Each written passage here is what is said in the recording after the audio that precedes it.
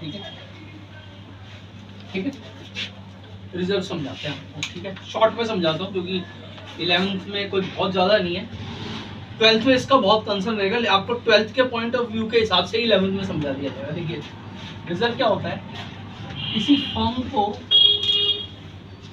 या किसी कंपनी को जब प्रॉफिट होता है ना, तो उस प्रॉफिट में से ना कुछ पार्ट सेट असाइड कर लेती है। सेट असाइड मतलब उसको साइड कर लेती है, अलग से रख लेती है कि आने वाले टाइम में बिजनेस में कोई भी कॉन्टिजेंसीज होगी, बिजनेस को हमारे को ग्रो अप करना है, उसके लिए ना हम इस रिजर्व को यूटिलाइज कर सकते हैं। मतलब reserve is the part of the profit जिसको हम यूटिलाइज करते हैं किसी भी चीज के लिए।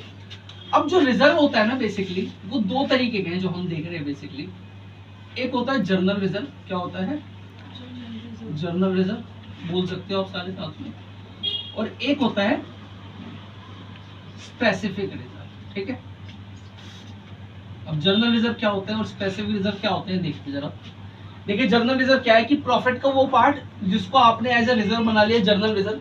जर्नल रिजर्व क्या है, आप इसे कहीं पे भी यूटिलाइज कर दो, आपको बिजनेस को ग्रो अप करना है उसमें यूटिलाइज कर दो, आपको बिजनेस में किसी की लाइबिलिटी पेड करनी है, आने वाले टाइम में कोई लाइबिलिटी आ गई उसके लिए आप इसे इस्तेमाल कर लो, आप इसे ना कहीं पे भी यूटिलाइज कर देते हो because it is journal reserve. अब स्पेसिफिक रिजर्व क्या है कि आपने स्पेसिफिकली किसी चीज के लिए रिजर्व बना लिया।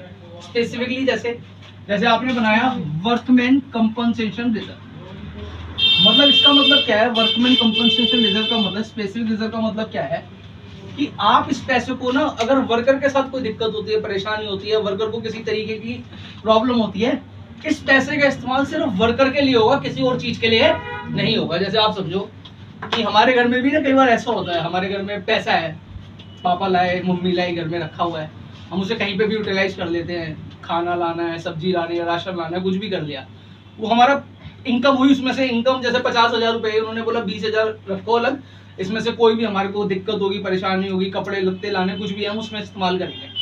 ये तो हो गया जर्नल रिजर्व, उसे कहीं पे भी यूटिलाइज कर दो। अब स्पेसिफिक से समझो, जैसे कई बार हमारे घर में कोई दिक्कत परेशानी होती है ना, जैसे हम लोग भगवान में बड़ा भरोसा करते हैं, तो मैंने 151 रुपये अलग नहीं करते, 151 रुपये अलग रख दिए भगवान के नाम के। अगर ये परेशानी खत्म हो गई ना, कहते हैं ना पितरों के नाम, तो फिर हम उन्हें भगवान को चढ़ाएंगे, मंदिर में जाएंगे चढ़ाएंगे पितरों।